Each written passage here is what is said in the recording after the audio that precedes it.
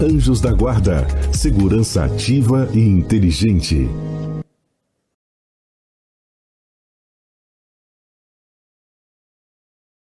Diretor de Inteligência, Segurança Corporativa e Compliance do Grupo Cedro, Coronel da Reserva da Polícia Militar de Minas Gerais, ex-chefe do Gabinete Militar do Governador e coordenador estadual de Defesa Civil. É bacharel em Direito e em Ciências Militares pela Academia de Polícia Militar de Minas Gerais. Possui formação na área de Inteligência de Estado e Inteligência de Segurança Pública. Atuou junto com a Procuradoria-Geral de Justiça do Estado de Minas Gerais no Grupo de Combate ao Crime Organizado, Coordenadoria Estadual de Combate aos Crimes Cibernéticos e também como coordenador operacional do Laboratório de Tecnologia contra a Lavagem de Dinheiro.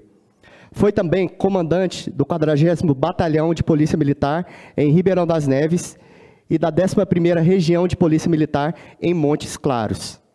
É com grande honra e uma salva de palmas que convidamos Evandro Borges para o palco.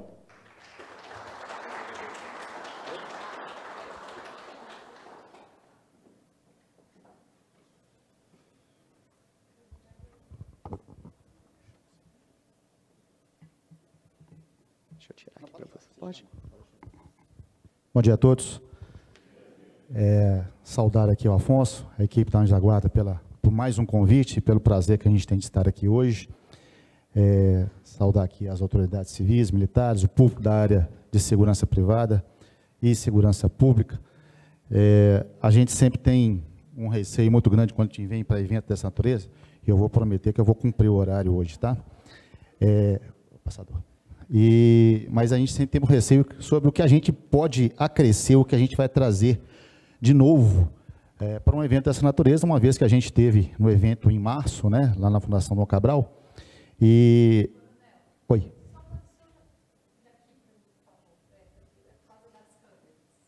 Aqui? Não vai melhorar muito, não? Mas o que a gente pode trazer de novo, né? E na área de segurança privada, a gente tem uma tendência de achar, na segurança e em outras áreas como um todo, de que algo novo vai acontecer ou que alguma transformação vem que vai modificar um cenário, ou que vai trazer uma solução estanque em si mesmo. E, na verdade, o que a gente precisa pensar é justamente a gente poder fazer bem feito aquilo que está sedimentado, aquilo que está escrito, aquilo que está processado dentro das rotinas de uma empresa, de um grupo, e a gente trazer isso para o debate, né? Eu acho que o que a gente lucra, o que a gente traz de melhor em eventos dessa natureza é justamente a troca de experiência, a troca de ideias, né, e o network que a gente consegue construir com isso. Eu vou passar aqui hoje para vocês um pouco sobre o que é o Grupo Cedro e um pouco da nossa experiência, o que a gente tem vivido de alguns problemas relacionados que são convergentes na área de segurança. Bem-vindo a Cedro. Em 2018, começamos a nossa jornada com a Cedro Mineração. Em apenas 7 anos, atingimos a produção de 7 milhões de toneladas. Construímos um dos mais modernos modelos de operação, sem barragens e voltado para a sustentabilidade. Até 2027, alcançaremos os 20 milhões de toneladas por ano. Mas o nosso DNA não nos permitiu parar por aí. Investimos no agro, montamos o cultivo de um dos melhores cafés do mundo, o café arábica.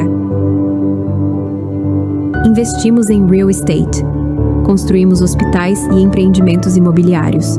Também investimos na Bion, uma biotech que vai proporcionar ao Brasil ter independência de insulina, além da produção nacional do similar do Ozempic. Investimos em logística. Recentemente obtivemos a autorização para a implantação de um novo ramal ferroviário, um novo trecho, com investimento 100% privado. Com ele, vamos tirar milhares de carretas da estrada, salvando vidas e milhões de toneladas de carbono.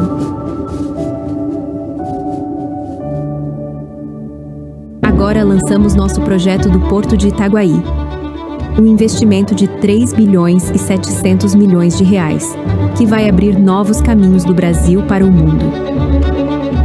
Tudo Tudo isso sem nunca esquecer da sustentabilidade e da geração de valor para todos os envolvidos. Pessoas, sociedade e todo o setor. Esse é o jeito Cedro. Esse é o nosso jeito de acreditar no Brasil. Bem-vindo. Bom, isso aí para dar uma ideia de algumas das atividades que a empresa está envolvida, né? Como foi dito ali, é uma empresa recente, ela é uma empresa jovem, ela começou em 2018 com arrendamento da operação da extrativa mineral em Nova Lima, e em 2019 eles adquiriram a operação, e daí, tendo a mineração com base do negócio, ela acabou expandindo para outras áreas, como a gente pôde ver ali, a parte do agro, hoje nós estamos já com 600 hectares plantados lá na Serra do Cabral, região aqui de Francisco Drummond, Augusto de Lima ali. Hoje já partindo para a questão da ferrovia, uma shortline que vai interligar ramais ferroviários na região Serra Azul ali, Igarapé, Bação, Itabirito. E um projeto bem audacioso e que tem demandado bastante pela gente, que é a construção do terminal portuário em Itaguaí, no Rio de Janeiro. Começando do zero, uma área que fica entre o porto, a área da Vale e da CSN em Itaguaí. Então são desafios, né? A empresa que tem um comprometimento muito grande com o futuro, uma empresa que tem como pilar atendimento do social, a sustentabilidade e, logicamente, gerar receitas, né? Acima de tudo. Interessante muito na empresa que me chamou muita atenção, o social, né? A questão da transformação da comunidade, do seu entorno, daquilo que ela impacta, e também do seu público interno, dos seus colaboradores, das suas famílias.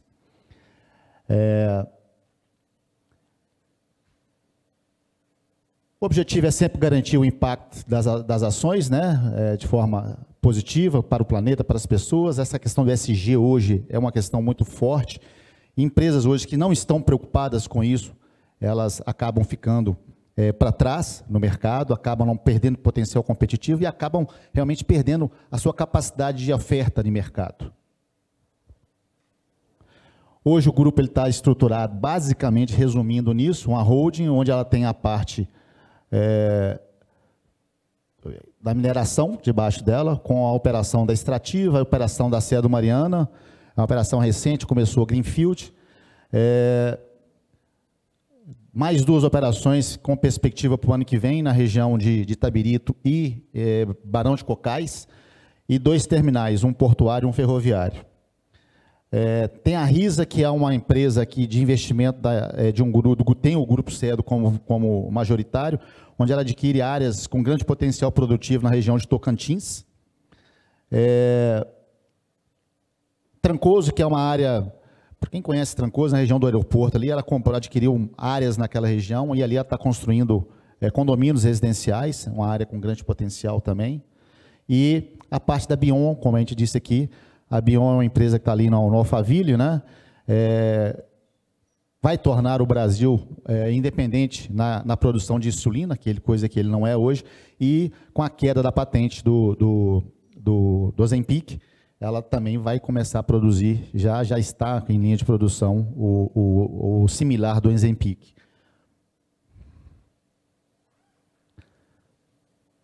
O quadro societário hoje, para uma coisa interessante na empresa, é que hoje os acionistas estão ligados diretamente à gestão estratégica da empresa. O fundador, Lucas Callas.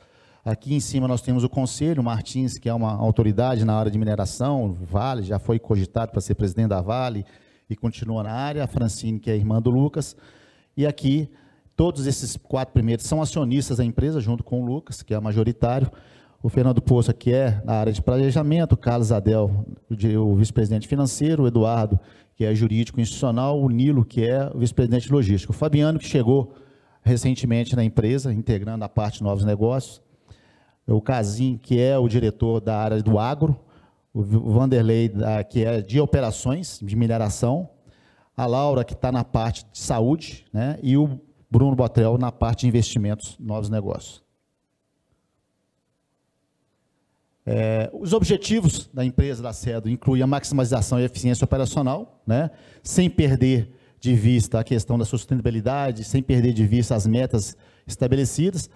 O faturamento da empresa hoje está acima de 2 bi por ano, né, com o potencial de aumentar isso. Um recolhimento de impostos que supera 400 milhões ano. 80% da geração de receita da empresa é revertido para dentro da própria empresa e reinvestido em outras áreas. O grupo tem um plano de investimento para os próximos anos de mais de 7 bilhões nos próximos anos, com mais de 2 bi já investidos nos últimos 2 anos. Fala um pouco da mineração. A mineração na empresa, ela tem um papel importante, é o carro-chefe da empresa, né? A extrativa é a principal operação até então, uma operação que tinha até então uma perspectiva de vida mais curta e agora foi alongada para mais talvez 20 anos, com um investimento em tecnologia, com arrendamento de novas áreas. A capacidade produtiva da extrativa hoje está em torno de 5 milhões. Mariana, nós estamos numa fase de licenciamento, uma área de arrendamento com uma parceria com a Vale, que vai proporcionar a ideia aí para 10 milhões de toneladas ainda esse ano. E ela faz tanto a extração quanto o beneficiamento e comércio do minério de ferro, né? E vai tanto para o comércio interior, comércio interno, quanto para o comércio externo, em especial aí a China. Interessante que a Cedro hoje tem uma participação muito grande, a parte de mineração, no polo guzeiro do Estado. É uma empresa que tem um impacto muito grande e vende, ela tem um papel protagonista no polo guzeiro do Estado. Apesar do Brasil hoje carecer do desenvolvimento de mais investimento em tecnologia na parte dos altofornos. Os processos, né, não sei se vai dar para ver ali, são 200 milhões investidos em tecnologia, 50 milhões em ações sociais. A empresa tem um viés social muito grande de investimento, de transformação da comunidade ao redor. A gente vai ver alguns desses investimentos. Mais de 1.000 empregos diretos e 1.500 indiretos gerados. Não trabalha com barragem, nenhuma das operações possui barragem, o que é hoje, em termos de mineração, um diferencial. Para vocês terem ideia, para você conseguir um seguro hoje de uma operação, seja ele de qualquer natureza, se você tem a barragem, tem seguradoras e tem bancos que de imediato já negam a cobertura do risco, eles não aceitam, não há uma aceitação de mercado para esse tipo de atividade, e é uma característica das operações da Cedro, não ter barragem de rejeito em nenhuma delas. A extrativa é uma mina de mais de 60 anos. Na sua origem, ela tinha uma barragem de rejeitos. Quando a Cedro comprou, ela já estava em processo de caracterização, foi feito um chamamento dos órgãos ambientais e a descaracterização foi feita de imediato. Hoje já não existe nem o barramento mais. As plantas de filtragem, há uma planta de filtragem de 100% do rejeito, foi a primeira planta da região de Nova Lima, investimento de 40 milhões em tecnologia, e 80% da água que passa pelo processo de beneficiamento, ele é reaproveitado. Um grande investimento em tecnologia, essa aqui é uma nova planta que foi instalada na extrativa em Nova Lima, né, para poder melhorar, trazer mais eficiência no processo. A questão da responsabilidade social dos investimentos, né, de ações diretas à comunidade de Nova Lima e Mariana, que vão desde investimento em escolas, em creches, em vias, em pavimentação, construção de campos de futebol, reforma de estruturas históricas de Mariana, né, pavimentação de vias, na época da Covid, doação de respiradores para hospitais como Santa Casa. A Cedro faz parte do conselho da Santa Casa e faz aportes regulares em apoio à população carente. Obras da rotatória do Vale do Sol, porque é uma área que impacta, porque onde passam as carretas, quem mora no Jardim Cardenal, o Afonso, que conhece, sabe o quanto de particulado que isso gera. Então ela tenta minimizar isso, né? E o próprio projeto de construção da ferrovia vem para trazer também, retirar parte dessas carretas da rodovia, apesar da grande resistência que encontra, e questões políticas e interesses de terceiro, mas é um benefício indiscutível e traz um custo também mais relevante e significativo em termos de redução para a operação. Em Mariana, a construção de várias rotatórias no transbordo, quem passa de Mariana sentido Barão, é possível perceber isso em ampliação de rodovias na saída lá. Estrada para Camargos, que é uma comunidade que existe próximo onde houve o rompimento da barragem da Samarco. É uma comunidade que tinha uma estrada muito pequena, estreita, ruim. Hoje, com a operação da Cedro, o projeto de parte dessa estrada já está pavimentada, alargamento, manutenção, umectação, evitar levantamento de particulados. Só esse ano a gente teve lá a construção de praças na comunidade, melhorias da creche, construção de campos de futebol, restauração de igrejas históricas, do patrimônio histórico da comunidade. Em 2022, a gente fez o lançamento a gente fez a construção do planejamento estratégico da empresa, né? Ela tem essa característica da gente estar trocando pneu com o carro andando, extremamente ágil e agitado, acelerada, a empresa bastante acelerada, por própria característica do presidente. Então, a missão da empresa hoje, ela tem como principal transformar a imagem da mineração onde atuamos, aqui na parte de mineração, né? Seus valores, a visão ser a mineradora mais sustentável, mais rentável, que mais cresce. E transformando essa imagem, né, em sinônimo de sustentabilidade e desenvolvimento econômico. Falando um pouco sobre segurança dentro desse contexto, né, e aqui a gente traz tanto da mineração como também das outras atividades do grupo, o que começou como uma assessoria, uma consultoria para a área de segurança, né, a primeira conversa eu comecei na empresa em 4 de janeiro de 2020. Recebi uma ligação no sábado, segunda-feira, vem cá que eu queria conversar com você. E durante a conversa eu perguntei para ele, quando é que você quer que comece? E a conversa era, não, você não precisa vir cá todo dia, você vai prestando assessoria, de vez em quando você vai, faz um estudo, vai trazendo para a gente o feedback. Eu sei que eu falei, quando você quer que comece? Ele falou, agora. Isso era 10 horas da manhã.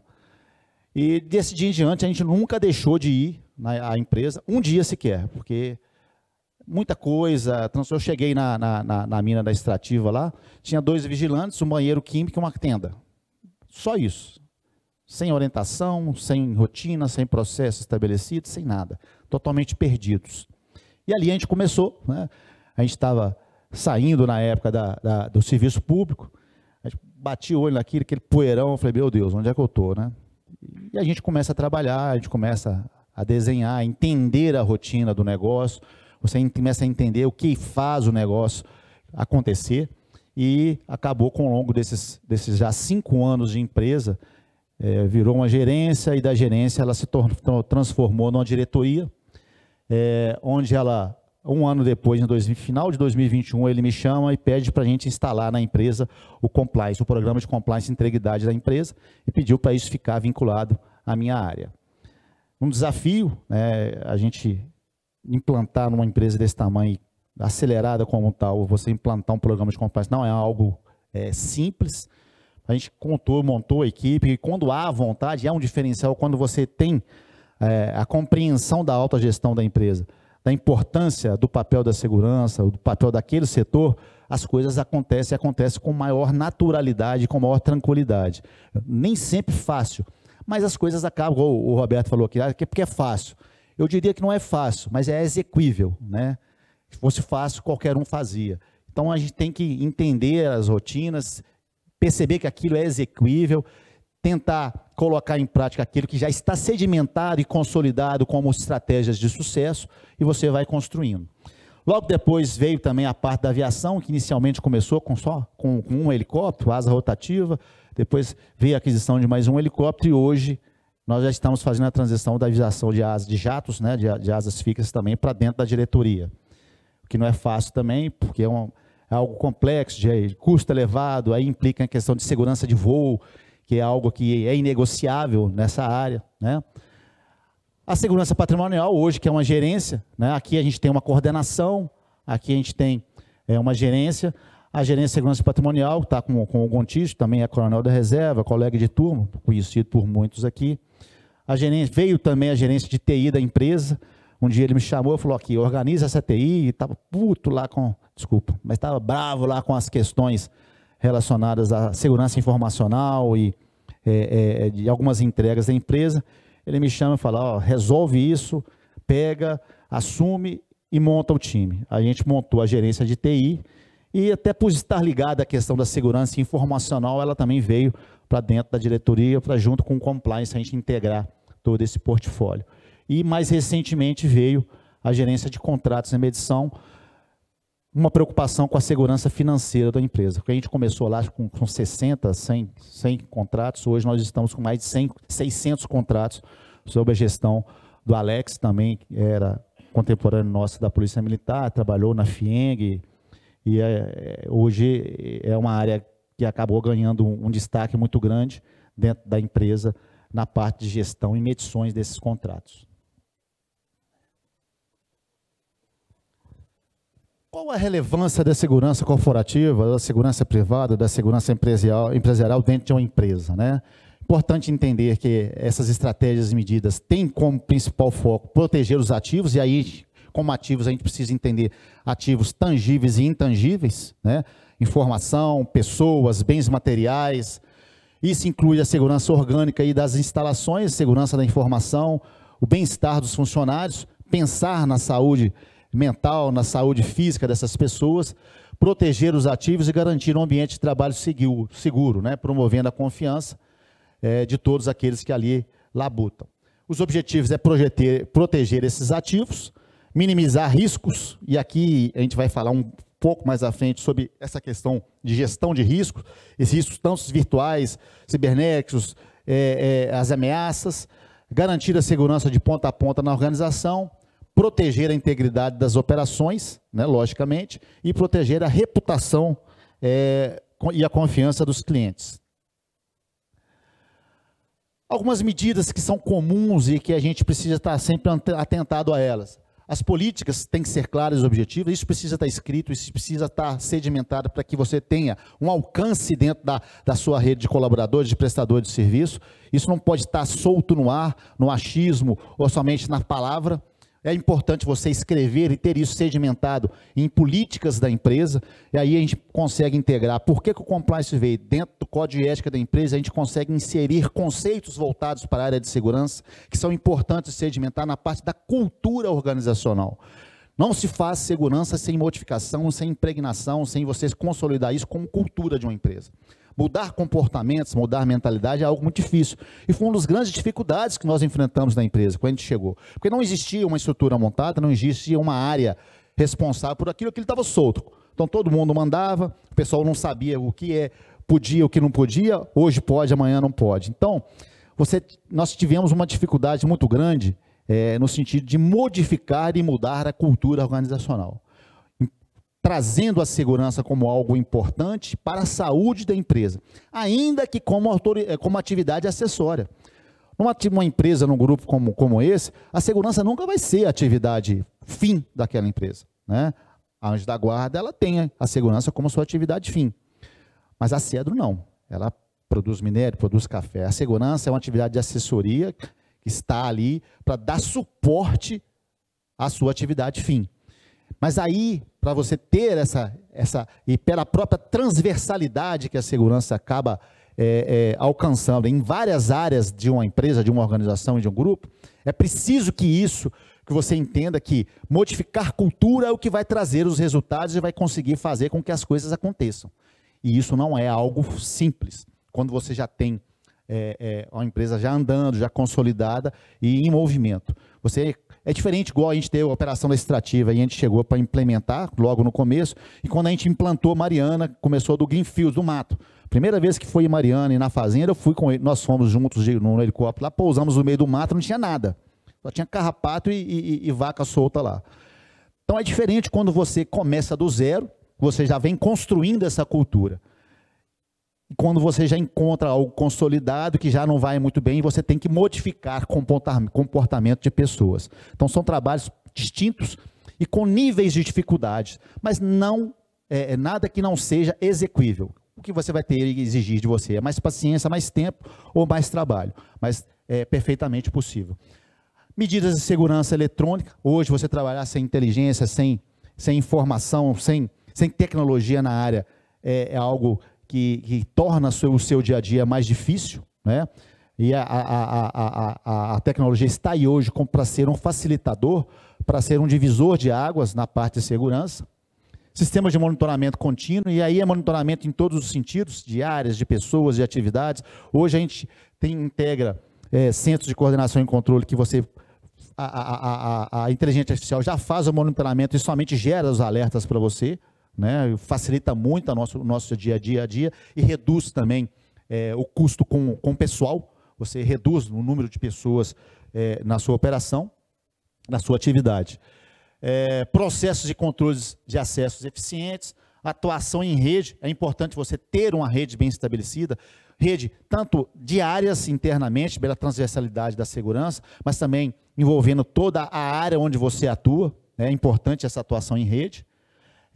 Segurança integrada, gestão da informação e inteligência. Você tem que conhecer o seu métier, conhecer o seu entorno, conhecer os problemas que afligem e que trazem um complicador ou que trazem um nível de dificuldade para a segurança. Então, você antecipar, você fazer a prospecção de cenários, isso é muito importante, porque faz com que você atue de forma mais preventiva e menos reativa.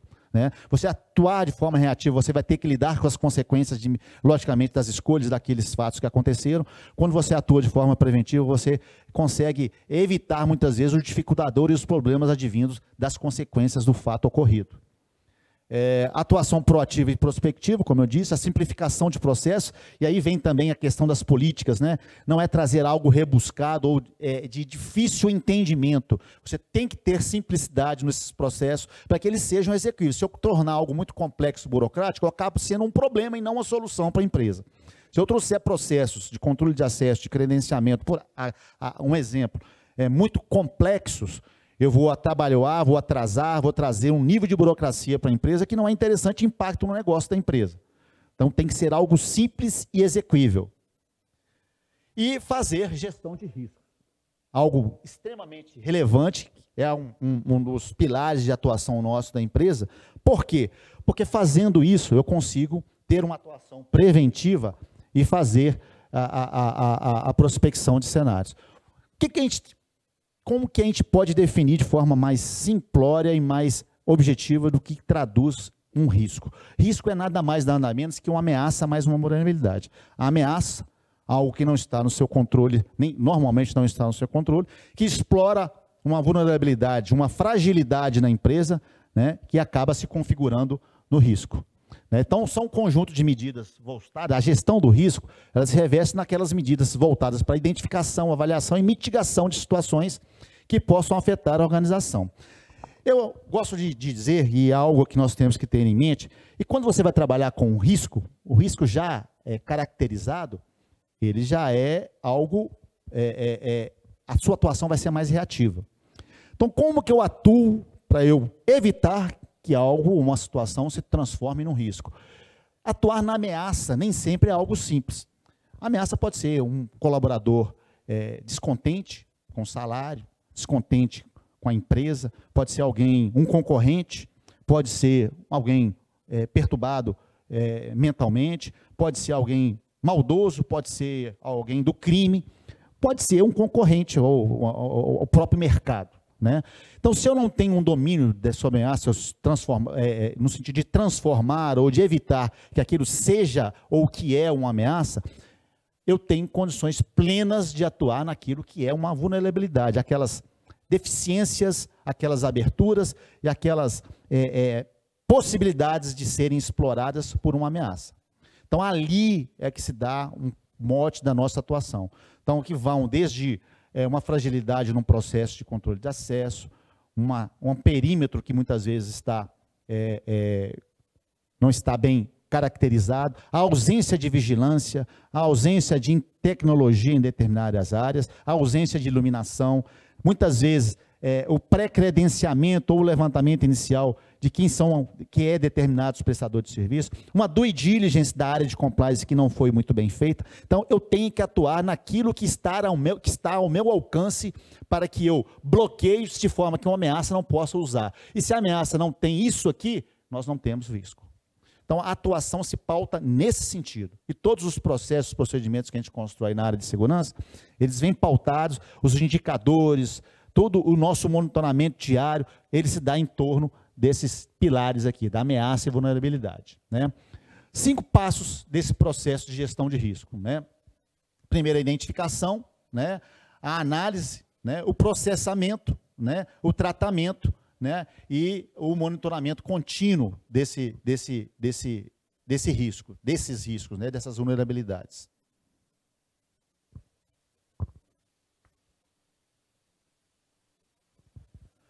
Cultura organizacional, como eu disse, né, é algo que é importante, e aqui vem também a gente corroborar com algumas coisas que o Rogério disse aqui. Não dá para você fazer segurança sentado atrás da mesa. Isso é fato. Principalmente o bom gestor, ele tem que estar na área, sentindo, conversando, entendendo as rotinas, as dificuldades e vivendo aqueles processos. Isso torna a atividade de uma compreensão mais ampla e também de soluções mais eficazes, né? Então, o contato constante com os stakeholders, né, é uma parte importante desse processo de internalização de cultura de segurança. Você tem que ter essa cultura como algo comum em meio aos colaboradores dentro da empresa e prestadores de serviço. É essencial você conseguir fazer a modificação desses cenários, mitigar os riscos e valorizar a atividade. E aí vem uma questão, né? A gente, muitas vezes a gente tem uma tendência de achar que, por ser uma atividade de assessoria e de suporte, ela tem uma menor importância que as outras. E mudar a cultura do gestor estratégico para a importância da segurança é um divisor de águas dentro da área. A partir do momento que você tem o usuário entendendo que é importante ele atuar dentro dos princípios, dos processos de segurança, as coisas vão acontecer com maior facilidade. E a própria atividade toma uma relevância, uma importância dentro da estrutura da organização que facilita muito a sua atuação no dia a dia. Quando você tem a atividade tida como uma atividade secundária e de só menos importante, e que ela não é valorizada, isso se torna o processo de internalização da cultura muito mais difícil. Então, é importante a gente garantir esse ambiente de cultura organizacional bem consolidado. Aqui são algumas fotos, aqui na fazenda, era um sábado também, a gente foi para a fazenda para poder fazer a implantação do programa de compliance, e entender e conversar com as pessoas que as rotinas iriam mudar, como que isso ia acontecer. E aqui a implantação do programa de compliance 2021 com toda a autogestão da empresa na extrativa. A parte de governança está muito relacionada à parte do compliance, né? A finalidade da gente estar buscando sempre a conformidade das ações com as regras, com os processos da empresa. E a realização de auditorias constantes, sistemáticas de identificação, as due diligence, de acompanhamento dos processos de compra, dos fornecedores, das atividades da empresa e verificar essa conformidade. Os benefícios desse programa hoje, até para nível de aceitação de riscos e também de buscar um diferencial competitivo para a empresa, é importante, é relevante. A gente está o tempo todo preenchendo questionários para empresas grandes no sentido de aceitação de créditos, de melhoria de rating da empresa, né? Então, ela protege, um programa, uma governança forte, ela protege a empresa em caso de corrupção, e aqui, corrupção hoje, para quem lida muitas com o poder público, se você não tem um compliance bem implantado, você automaticamente tem uma reputação rebaixada no mercado e uma desconfiança muito grande.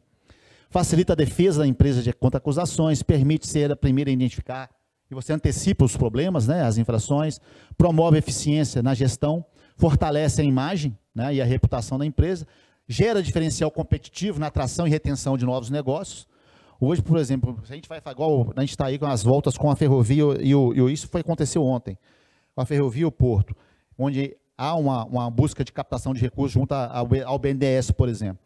Todo dia eu respondo um questionário de compliance para o BNDES, para empresas de aviação, igual a gente está buscando, vai buscar manutenções, empresas parceiras para fazer manutenção. Então, sim, hoje, você ter um programa de compliance implantado e demonstrar a eficiência dele é fundamental para empresas desse tamanho. E também evitar a perda de contratos entre clientes. Vou falar um pouquinho agora sobre a defesa da propriedade privada, né, que é o nosso foco maior aqui. Primeiro, que a propriedade privada é um direito fundamental inviolável, previsto em Constituição, no artigo 5º, inciso 22. Né? O Estado tem o dever de proteger o proprietário contra ameaças e violações do direito de propriedade, e a proteção da propriedade privada está relacionada com a segurança jurídica, previsibilidade e razoabilidade. Apesar que segurança jurídica no Brasil é algo que está extremamente difícil, né, esse entendimento e você se sentir juridicamente seguro. onde a consolidação dos entendimentos todo dia muda. Então, assim, é um problema que nós temos hoje, mas vamos lá.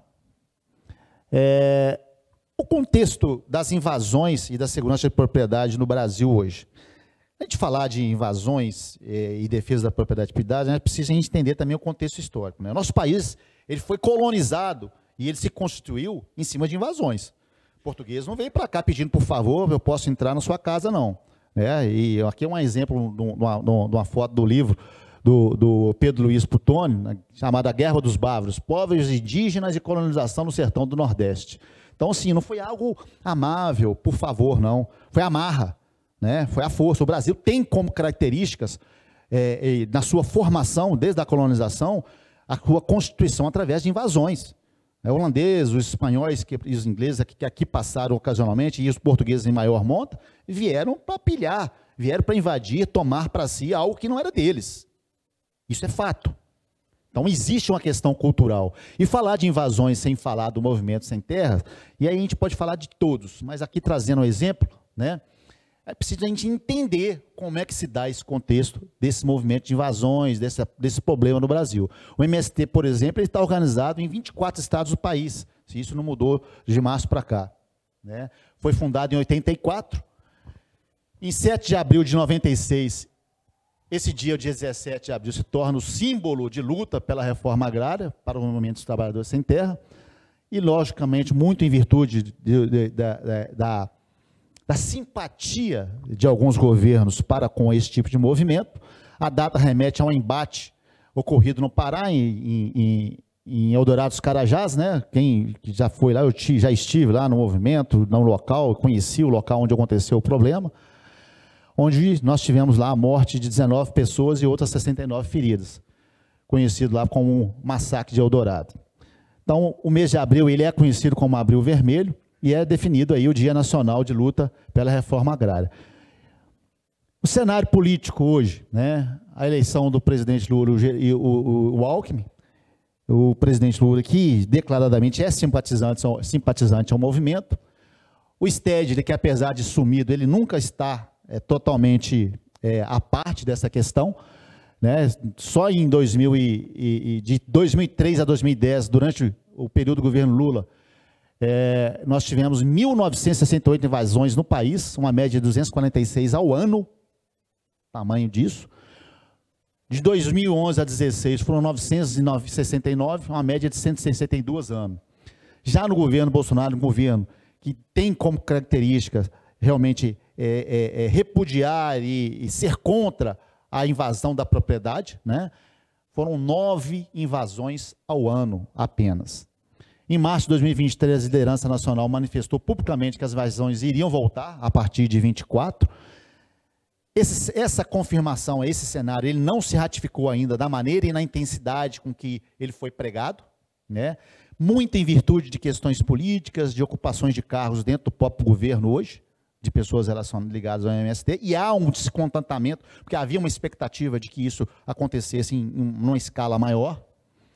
No entanto, isso não se evidenciou ainda. É um movimento político-social, ele se identifica como um movimento de massa, de luta pela reforma agrária e contrário ao capitalismo, né? Político, sem dúvida, mas se diz também o maior produtor de arroz orgânico do país. O que eles não contam é que esse arroz ele é caro, subsidiado pelo governo, tem que ser vendido para o governo e não tem escala. Então, assim, quem é que já comeu arroz orgânico aqui em casa? Eu nunca comi. Outro dia eu estava vendo um debate com aquele... Interessante, assim, a gente passando no Instagram, acho que foi aquele Guto Zacarias, discutindo com uma pessoa, com um rapaz veio e falou, não, que o MST é o maior produtor de arroz orgânico do país.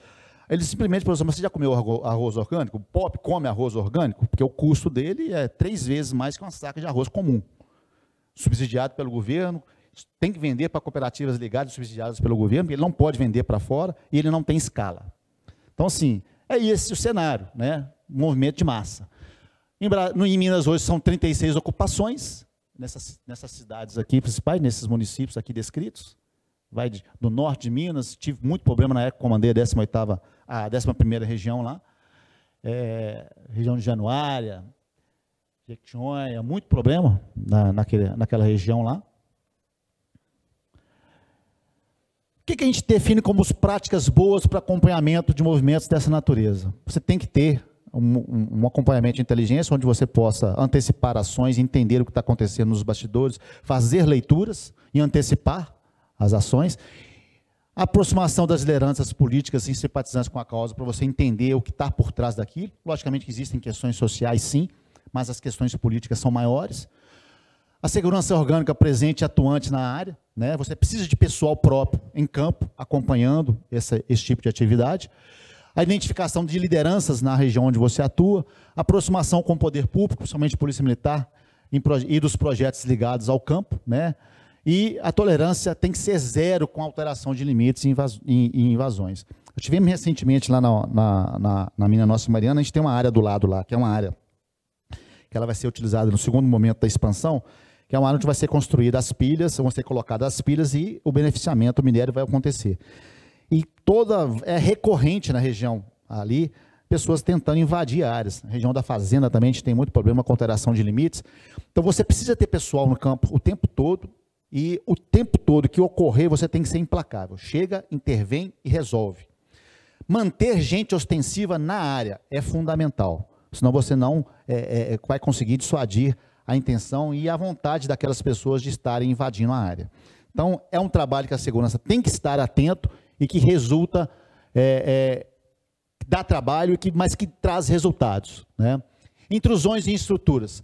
As invasões representam um desafio significativo, né, para a segurança, e você tem que ter estratégias. As principais intrusões são as invasões físicas, as invasões virtuais. Hoje é uma realidade, principalmente eu que lido com a parte informacional da empresa, eu tenho uma preocupação muito grande hoje, né? Hoje nós temos aí pessoas que roubam dados da empresa e sequestram dados e cobram para você ter as informações de volta, e muitas vezes são informações que uma empresa que não está bem organizada, que não está preocupada, podem trazer impactos extremamente significativos para a empresa, que vão desde a parte financeira, a parte pessoal. Tem a questão hoje da LGPD, né, da Lei Geral de Proteção de Dados, e também as invasões organizacionais, que elas vêm muitas vezes até de dentro, né, protestos, sabotagem, as greves. Cada tipo delas exige uma abordagem específica para mitigação. As medidas, que são genéricas: vigilância ininterrupta, acessos controlados, sistema de segurança, alarmes, inteligência artificial, barreiras, iluminação, treinamentos, pessoal e gestão de risco. Junto com a gestão de risco, é fundamental que você tenha sempre capacidade de resposta rápida. Intervir imediatamente. Se você espera, se você demora, consolida. Aí o trabalho é maior. Aí a preocupação, o tamanho que a coisa acaba tomando, ela se exponencia. Vamos falar um pouco agora sobre o ciclo do cobre, que é algo que é comum e que muitas vezes, na parte de mineração em específico, nós temos muito problema relacionado a isso. E hoje, esse ano em específico, eu não tenho os dados ainda desse ano, eu trouxe dados até a final de 24, que a gente fez para um outro momento, mas a gente tem percebido o aumento dessa prática nos grandes centros em específico, e às vezes a gente tem uma tendência de achar que o furto de cobre, ou o roubo, ele está muito relacionado ao mendigo, ao drogado, ao viciado, à população de rua. E existe por trás disso uma preocupação e uma máfia que se locupleta do comércio de cobre. O roubo de fios causa um prejuízo, isso em 2024, em torno de 26 milhões de reais, e já causou 54 mortes ao longo do último ano. É um crime em ascensão. Uma das principais evidências é a evolução histórica do volume de acidentes e mortes resultando dessas ações, né? Volta e meia a gente está vendo na internet isso, cidadão sendo eletrocutado, na tentativa de furtar fios. Em 2014, de 14 a 24, em 10 anos, as mortes subiram 260%, ele vem se exponenciando.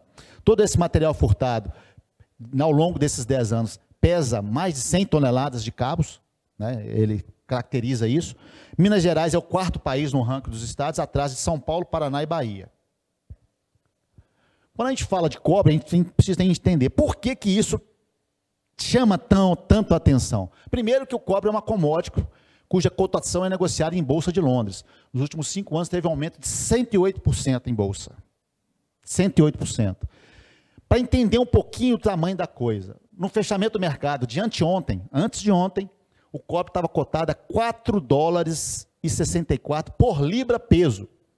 A medida. Cada libra peso, ela tem 453 gramas. Cada libra peso tem 435 gramas. Se a gente transformar isso em quilo, vai dar mais ou menos $10,23 cada quilo de cobre. Com R$1 a 5,30, vamos supor, uma média, está variando, R$54 por quilo de cobre no mercado hoje. Esse é o valor do negócio. Daí a gente começa a entender, quando a gente escala isso para toneladas e para um volume maior, por que o interesse, o que tem por trás do cobre. Não é o craqueiro, não é o viciado, não é o mendigo, não é a população de rua, tá certo? Existe uma máfia por trás disso. O Chile é o maior produtor mineral do mundo, né? E o aumento do preço impactou nesse registro de roubos, não tem como diminuir muito o valor do fio. O cobre e o PVC, que encapa o cobre, eles são os mesmos, né? Tem cotação internacional e está muito abaixo do preço de mercado. Se ele está abaixo do preço de mercado, é importante desconfiar. E aí vem um problema. Hoje, muitas vezes, é comum você comprar fio de cobre para a sua residência, para a obra, o que for, que vem do mercado paralelo. Porque não há um controle, não há uma preocupação no sentido de certificar e garantir a origem e a autenticidade daquele material no mercado. Os resultados e a sofisticação no mercado secundário, que aqui é onde está o problema, não é o mercado primário, já desperta a atenção do crime organizado. Muitos tratam o roubo de crime como crime menor, né? Como eu disse aqui, do morador de rua. A verdade é que o crime organizado usa essas pessoas para ficar roubando creche, hospital, escola, viaduto, iluminação pública. E Belo Horizonte, pelo menos, é muito comum a gente estar vendo em bairros, áreas grandes, sem iluminação, hospitais funcionando a gerador, porque a gente teve problema relacionado a furto de cobre, de furto de cabos. Alguns dados para a gente analisar. Há um mercado ilegal, imenso, né, difícil, fora da conformidade, que movimentam de 1 bilhão a 2 bilhões de mercado, no mercado de baixa tensão. Tem a média e a alta tensão e o custo das manutenções, e isso sem contar os apagões que eles ocasionam. A cadeia da vazão ao furto de cabos é longa, e ao menos parte do roubo permanece na própria indústria. A polícia tem apertado os ferros velhos, as indústrias corretas estão se organizando para saber a origem e evitar os frutos dos roubos. É nos chamados ferros velhos, sobretudo, as operações clandestinas, que os fios são roubados, são depositados e separados em cabo de PVC. Tem um depoimento interessante aqui. Deixa eu passar. O custo disso, por exemplo, nós entendemos que o custo da ordem de 26 milhões por ano foi o que foi o ano de 2024, o furto de cabo que produziu só no segmento de distribuição de energia elétrica. Isso também ocorre na transmissão, onde nós temos tido, inclusive, torres de transmissão que são jogadas ao solo para ver esse furto de cabo. O impacto também, além do prejuízo que traz para a sociedade, nós temos também a falta de energia, que é provocada por esses furtos. As pessoas ficam sem energia naquele momento e durante o momento de recomposição, que muitas vezes se corta um trecho de cabo e a parte à frente vai ficar sem energia até que isso possa ser recomposto. E tem uma terceira, não menos importante, questão, que é a segurança. Quando se faz uma prática como isso, você coloca em risco não só quem está fazendo furto de energia elétrica, mas com as pessoas que eventualmente possam passar por ali. Quando um cabo é roubado, deixa-se, por exemplo, a ponta de um cabo desconectado aí, que às vezes ele fica energizado, dependendo da forma como é feito o cabo. Então, esses três aspectos são fundamentais que sejam examinados. Prejuízo financeiro, a questão da falta de energia elétrica e a questão da segurança. O furto de energia elétrica hoje no Brasil, ele corresponde a se ter como se nós tivéssemos uma segunda usina hidrelétrica maior no Brasil, maior que Tucuruí, só para fornecer energia para aquilo que é furtado. Outra comparação é que o maior assalto de banco que se teve no Brasil foi num banco central, no Ceará, alguns anos atrás. Se nós trouxermos esse valor para dias de hoje, é como se a cada 13 dias se fizesse um roubo de um banco similar àquele que foi um assalto de banco no Brasil. Isso é só para mostrar a dimensão do furto de energia elétrica, que tem uma semelhança com o próprio furto de cabo. Ou seja, no final das contas, é o consumidor de energia elétrica que sofre com isso e a sociedade como um todo, inclusive os riscos que eles produzem para a segurança da população. Nós estamos falando aí de valores bastante expressivos, né, que representam no custo. Uma parcela disso termina indo para a conta do consumidor. Uma parcela fica com as empresas, né, o acionista das empresas fica com essa parcela e uma parcela vai para o consumidor. Então isso é fundamental. Cada empresa tem um percentual e isso é dado, por exemplo, na questão do fluxo de energia, pela própria agência reguladora, que estabelece qual é o limite que cada empresa pode ter de valores que vão colocar para a tarifa. Mas eu diria para você que a cada ano tem aumentado o custo e a ANEEL estabelece índice mais baixo para ir para a tarifa, que é normal e é assim que tem que acontecer. Mas cada vez mais isso está crescendo. O custo de energia cresceu no último ano 20% em relação ao que foi o ano anterior, que é um valor bastante expressivo. Essa é uma modalidade que, em geral, a gente tem práticas de que o cabo é portado, né, para poder se fazer esse furto. Em áreas urbanas, as pessoas chegam à noite, normalmente, vão, sobem mais postos, portam cabo num lado, porta do outro. Naquele momento que ele corta, deixa de ter energia naquela região, ele faz o furto de energia elétrica. Em áreas rurais, muitas vezes são derrubadas torres de linha ou postes, são chegados ao solo da mesma maneira, naquele momento a proteção desliga, né? Desliga aquele trecho, ele vai lá, corta o cabo e rouba esse cabo, normalmente tem no carro, tem mais pessoas apoiando para fazer esse furto. Ele é maior porque muitas vezes não são relatados esses acidentes, exatamente porque quem foi acidentado, muitas vezes, é quem estava praticando. Algumas vezes não. Infelizmente, outras pessoas, como eu disse, podem ser afetadas. Mas, às vezes, também o próprio acidente não é fatal e não é relatado. Porque a pessoa está cometendo um crime, ele muitas vezes não relata que estava cometendo esse crime.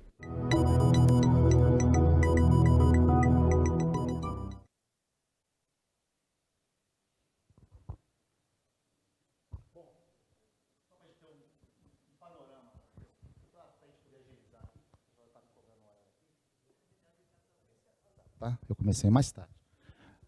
Foi o Roberto que atrasou. Esses números, alguns números, né? 54 mortes, 88.970 interrupções de energia por roubo, clientes afetados 47 por interrupção, média mensal de 7.364. Região Sudeste, 60% dos casos registrados, disparadamente onde o problema se concentra. Desse faturamento de 7,2 bi desse mercado legal, 2,4 bi fica no mercado legal, né, desse valor inicial. 156, apenas 156 empresas licenciadas pelo Inmetro e 116 empresas identificadas com inconformidade, para você ver o tamanho do problema. Mortes relacionadas. 67 feridos, 54 mortos ao longo desses 10 anos. Né? E a gente tem ali a evolução ao longo de cada um dos governos. A questão vem aumentando e aumentou de forma exponencial. E continua aumentando, tá? A tendência é de aumento. A rota. Postes, semáforos, furto de ferro, vai para o ferro velho, a ferro velho vai para a fundição, e aí vem um problema. As siderúrgicas sendo usadas para fazer fundição de cobre. Dali ele vai para fora do país através de caminhões, navios ou de avião. Sai do Brasil e volta para o Brasil através de cabos travestidos de ilegalidade. Esse ciclo vai se retroalimentando o tempo todo. Bom, finalizando, a repressão qualificada é o caminho, tanto o roubo quanto de receptação, inclusive de ordem tributária, né? Se não houver uma atuação do poder público no sentido de atacar não o mercado primário, mas o mercado secundário e terciário, no sentido de alcançar também o patrimônio daquelas pessoas que se locupletam, que se beneficiam do comércio legal, que compram e que exportam e que trazem para o Brasil esse tipo de material, o resultado ele vai ser inócuo. A conscientização dos consumidores e empreiteiras sobre preços dos fios, o risco de comprar, né, marcas adulteradas, o combate mais rigoroso aos receptadores com sequestro de bens e recursos com origem de crime. Para finalizar, eu vou deixar aqui alguns vídeos para entender um pouco mais do que é a Cedro ao longo desses pouco mais de 7 anos de caminho. A imensidão e a beleza das montanhas de Minas Gerais. Um cenário majestoso que guarda uma das maiores riquezas do país, o minério de ferro. O estado responde por mais da metade da produção nacional e ajuda a fazer do Brasil o segundo maior produtor mundial. Todo esse relevo montanhoso se transforma num grande desafio logístico. É o que acontece nas jazidas da Serra Azul, região da Grande BH. O minério extraído daqui segue pelo modal rodoviário, cujo eixo principal é a BR-381, uma das estradas mais perigosas do país. Diariamente, 2.500 carretas fazem o transporte das mineradoras da região até os pátios ferroviários, onde o minério é carregado em composições da malha principal para exportação. O tráfego intenso dos caminhões pelas estradas federais e estaduais gera acidentes frequentes e grandes prejuízos socioambientais. Somam-se às emissões de carbono, os custos do combustível e a manutenção dos caminhões, além da degradação das rodovias e perdas de cargas durante o percurso. A solução para todos esses desafios começa a surgir com um projeto pioneiro: a construção de um novo caminho para o progresso da região, uma short line ferroviária. Será uma das primeiras ferrovias a serem construídas pela iniciativa privada, a partir do novo marco regulatório das ferrovias brasileiras. Um empreendimento capitaneado pela Cedro Participações, que irá se tornar um verdadeiro salto logístico, o ramal ferroviário Serra Azul. Serão 26 quilômetros desde Mateus Leme até São Joaquim de Bicas. Uma ferrovia construída com as mesmas características técnicas da malha principal e pronta para movimentar 25 bilhões de toneladas de minério de ferro por ano. Nas extremidades da nova ferrovia serão construídos 2 pátios rodoferroviários. Eles irão conectar as minas da região por meio de correias automatizadas. Um sistema projetado para agilizar o transporte e o carregamento, além de minimizar o impacto ambiental. A construção da ferrovia irá criar 1.000 empregos diretos e mais de 3.000 empregos indiretos. Um investimento de até R$1,5 bilhão de reais. No estudo do seu traçado, estão previstos a menor interferência das áreas povoadas e aproveitamento de caminhos geográficos existentes com menor número de pontes e viadutos, menor extensão de túneis e redução de cortes rochosos. O projeto tem ainda o compromisso de buscar a maior gama de ações preventivas e mitigadoras de impactos, respeitando áreas de proteção ambiental. O empreendimento vai gerar impacto positivo para toda a região, com maior arrecadação de impostos, economia na manutenção de estradas, redução de acidentes e maior eficiência energética do transporte ferroviário, reduzindo o impacto ambiental com menor consumo de combustíveis e redução na emissão de carbono de 40.000 toneladas ano. A eficiência se traduz em números. As mais de 2.500 carretas ao dia serão substituídas por 5 trens de até 132 vagões, cada um com capacidade de até 130 toneladas por vagão. Ou seja, cada trem irá tirar de circulação até 570 carretas carregadas. O ramal ferroviário Serra Azul vem aí para transformar a extração do minério de ferro, reduzir custos operacionais, diminuir o gargalo logístico e impulsionar a competitividade do minério brasileiro. Uma reinvenção importante para a região e para o país. Um marco histórico na modernização da infraestrutura de transporte. E um salto para o Brasil avançar com segurança e inovação nos trilhos do futuro.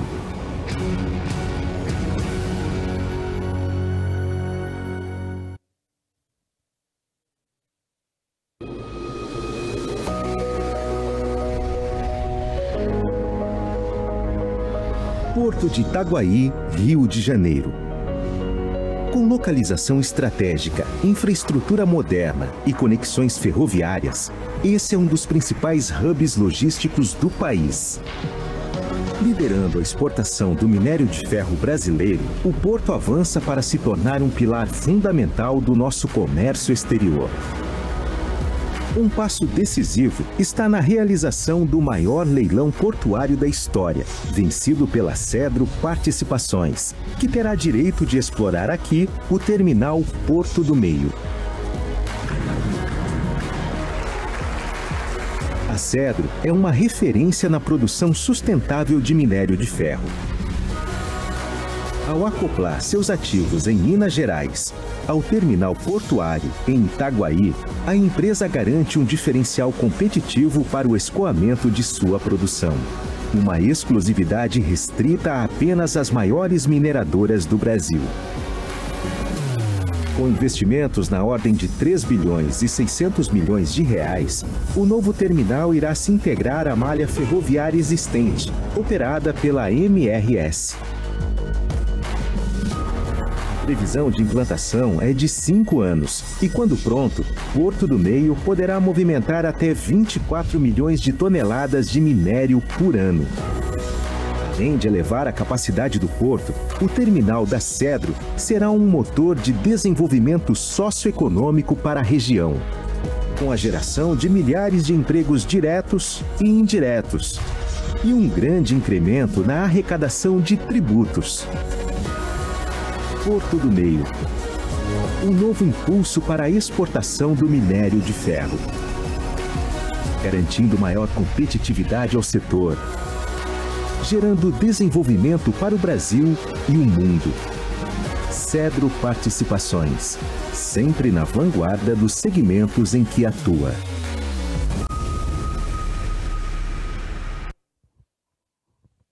Bom, pessoal, era isso.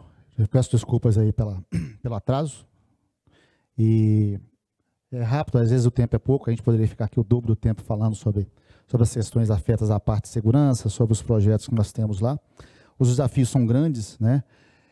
Dizer também do prazer, Afonso, mais uma vez agradecer pelo convite. É sempre um prazer estar aqui com vocês, eu não podia deixar de vir. Falou que era de Divinópolis, eu vou lá. Até para a gente poder ter um alcance maior, a gente poder trocar experiências, é sempre muito relevante para a gente poder contribuir de alguma maneira e, acima de tudo, estar aqui para trocar alguma experiência, a gente ver também e aprender com as pessoas. Peço desculpas aí por alguma falha, pela correria, e continuamos à disposição lá para aprender, para trocar ideias e, acima de tudo, para a gente poder se consolidar nesse cenário da segurança aí como empresas sérias e que tenha muito a contribuir para o cenário aí, produtividade, gerar receita, gerar valor para as empresas, tá certo? Muito obrigado a todos aí, bom dia a todos, bom seminário.